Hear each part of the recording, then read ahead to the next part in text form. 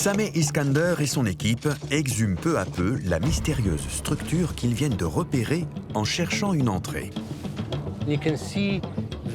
On voit encore les traces des mains des maçons qui l'ont construite. Elles vont dans ce sens. On ne sait pas jusqu'où ça va, vers l'ouest. On espère que la structure est intacte, qu'elle n'a pas été touchée. Sameh se demande s'il pourrait y trouver des informations sur l'immense pouvoir de Ramsès. Il faut tout déblayer, allez!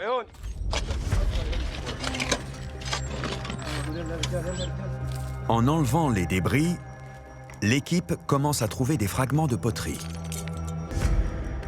L'un d'eux attire l'attention de l'archéologue. On vient de trouver ce fragment très intéressant. C'est un morceau de poterie.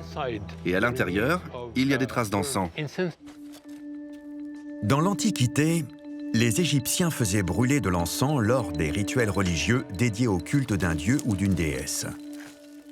C'étaient des événements très courus, intégrés à la vie quotidienne.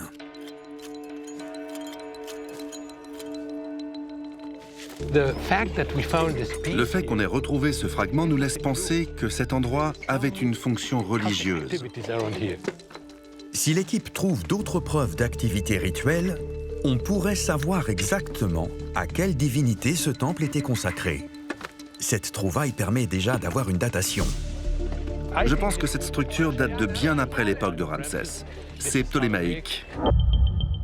Ptolémée, le fondateur de la dynastie ptolémaïque, qui s'est conclue avec Cléopâtre, est devenu pharaon près de 1000 ans après Ramsès II. Cette poterie est une découverte importante. Elle révèle qu'un millénaire plus tard, quelqu'un a creusé sous ce passage pour bâtir une structure aussi près que possible du temple de Ramsès. Sameh espère comprendre pourquoi.